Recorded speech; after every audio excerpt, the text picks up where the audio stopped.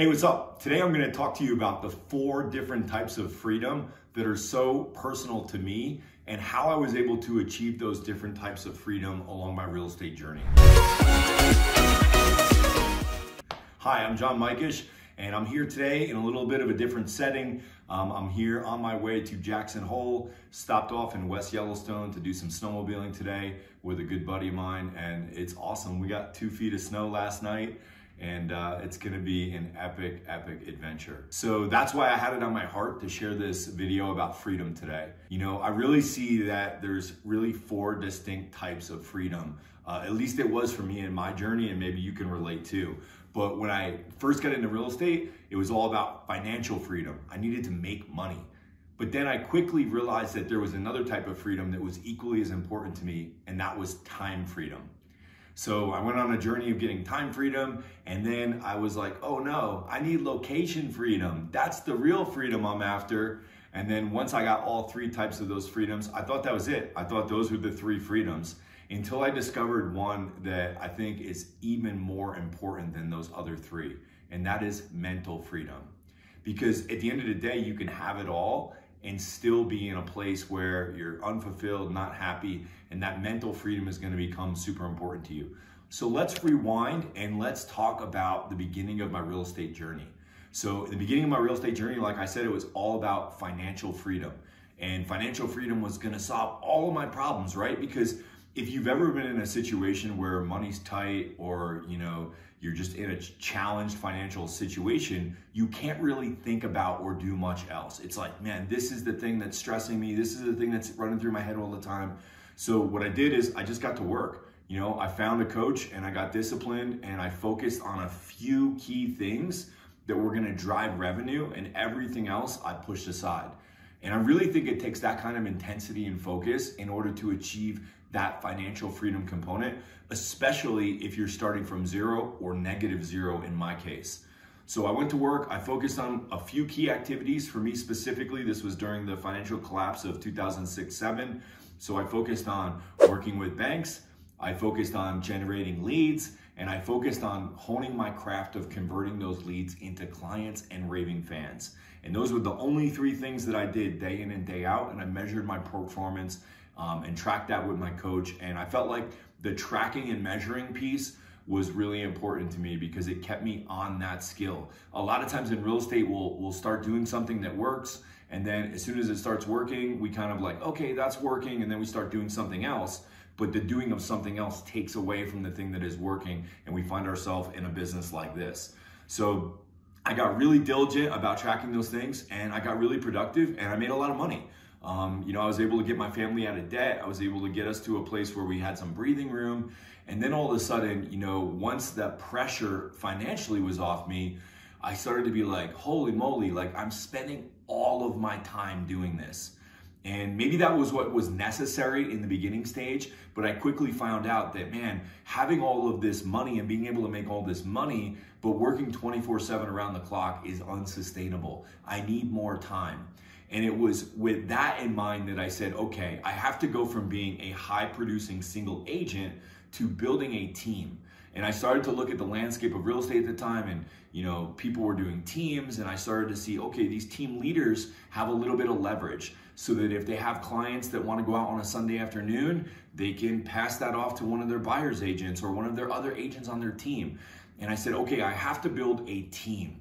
And I went into that discipline, and I remained in that discipline for the next 5 to 7 years, where I was really focused on building a team and having people around me where we could all share in the leads, all share in all the work that I had done to set up that foundation, but that together we could start to achieve more, and we could have some more balance in our lives. And I was able to achieve that time freedom. I remember for me at that time, it looked like being able to take days off during the week and just go out on my boat and enjoy this beautiful place that was Lake Norman, where I was building my team. And I would just say, okay, we're gonna go out on the boat all day today, and it's gonna be a no work day. And it was those kinds of freedoms at that time that meant the world to me and to my wife and to our relationship. So you've got to be able to have that financial freedom, but also that time freedom. And what allowed me to do that was scaling up my team to where I had enough agents that at any given point, agents were bringing in deals and closing business. And I found that number to be 4. That was like my magic number when I started the team. Once I got to 4 agents, I started to see less highs and lows and a little bit more consistency. And that worked really well for me. And then we obviously had to increase the lead generation to be able to support that many agents, which we did. And I really made sure that I was holding them accountable, because it doesn't make any sense to bring agents on your team.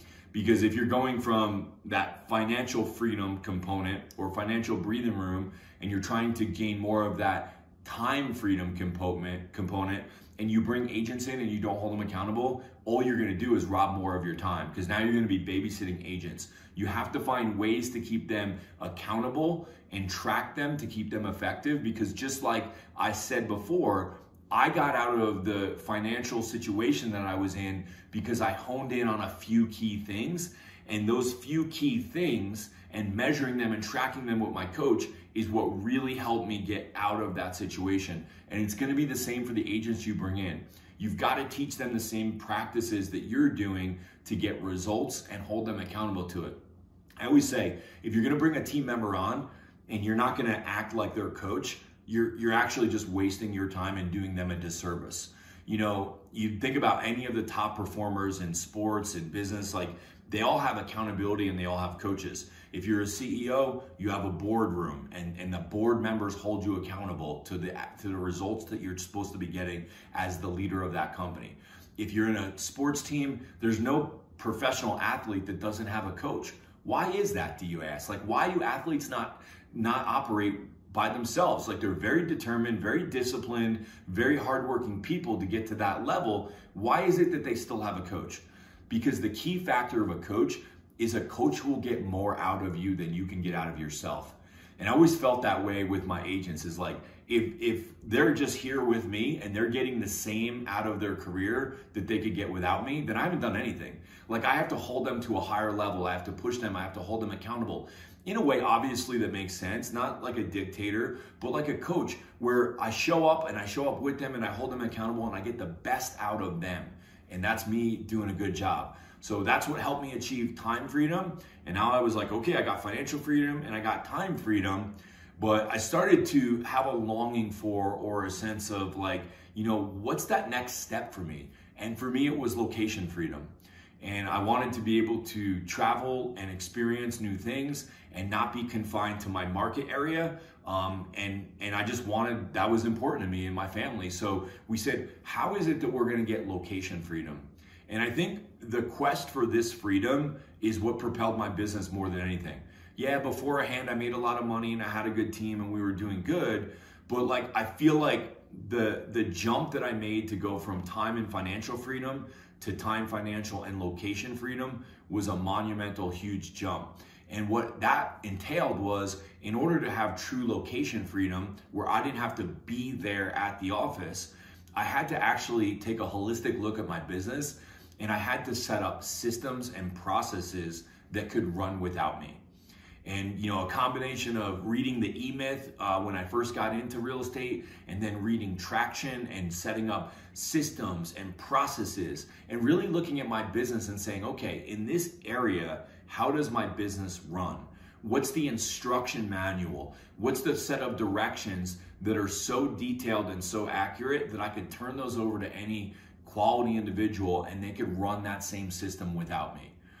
So I set a course to do that. It took me several years to get there, but the result of that was that I was able to, in 2019, leave North Carolina, where I had been building my company, and I was able to travel around the country full time for 18 months. So my wife and my daughter and I, we traveled around the country.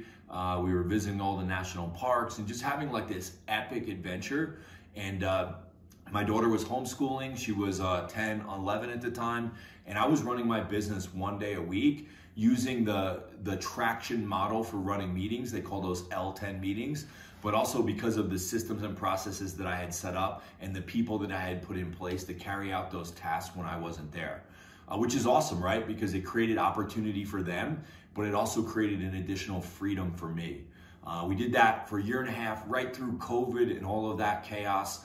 And my company survived. It actually thrived during that time and continued to sell a ton of homes. So it's really cool. Like, you know, you can set out on a path. And the reason I want to share this with you is when I was driving yesterday and I was leaving home and said goodbye to my family, and I'm like, man, I'm going on a 12-day epic adventure with a couple of my best buddies. Like, how amazing is that? Like, you know, to be able to explore and have that freedom, it just meant a lot to me, and it sunk in. I said, I gotta shoot a video for these guys, because if I would have known early on, like, what these different freedoms were and like what some of the bigger pieces were to put in place in order to achieve them, I feel like I could have achieved them in a lot less time. So if my journey was like, hey, I gotta achieve financial freedom, and then I would achieve that, and then I would pick my head up and say, okay, now I need time freedom. And then I would start to apply what I needed to have time freedom. And I'd be like, okay, now I want location freedom. Had I known that all these different freedoms existed early on, I could have saved myself a lot of trouble. And the location freedom was big for me. We were able to relocate and move to Bozeman, Montana, which is where I live now. And it's super awesome that like I could just pick up and move while my real estate company continued to sell homes across the country. And that's just, you know, a proud moment for me, because it proves that I built a business on systems that could run without me. And I never wanted my name in lights or like that ego. I wanted a company that would run without me and have a true business and be a true business owner. So it's super important to me. But the fourth and final freedom, as I see it, is really the most important. And as I look back over my journey, I realized that, you know, that's a freedom that's been lacking in my life up until this point, where like I'm really focused on that. And that's mental freedom. So, you know, you can have the money, you can have the time, you can even have the location freedom, and you can still be tormented if you don't have mental freedom. And, you know, you look at people that have come before. What did Rockefeller say? Like when they asked him, like, how much money is enough, Rockefeller? And he said, just a little bit more. And that's an indicator to me that he didn't have mental freedom. He was still kind of like, you know, wrapped up and tormented by what's the next thing? Like, what do I have to do? Or I never have enough. And like, if we can achieve true mental freedom, I think it makes all of the other freedoms, you know, exponentially more enjoyable. And the cool thing is you don't have to achieve these freedoms in that order. So, you know, my succession looked like I got financial free, then I got time freedom, then I got location freedom, and, you know, I'm working on mental freedom. And I think I'll work on that for the rest of my life. So going into this year, my goals, my words, I always have a word for the year or 2 words. And my goals are balance and boundaries, because the balance and boundaries around my work life are what's going to give me that mental freedom. But you don't have to achieve them in that order. And that's why I want to share all of these with you right now, because you can actually have those freedoms at any time and in any order. You know, think about people like, you know, people that are about to retire. They've worked their whole life so that they can retire and be free, right? And when they retire, they're going to have a lot of time freedom. But it's also possible to have any one of these freedoms and not have the other ones. So, you know, unfortunately, a lot of people are retiring and they haven't been able to save enough, or they haven't been disciplined enough in that, or things have happened and there's medical bills or what have you. And you can have a lot of time freedom in retirement and also not have financial freedom, and also not have mental freedom, and also not have location freedom. So, you know, just like a teenager has a lot of time freedom, but they probably don't have a lot of financial freedom at that point in their life. And they might not have location freedom because they live with mom and dad and they're dependent on mom and dad.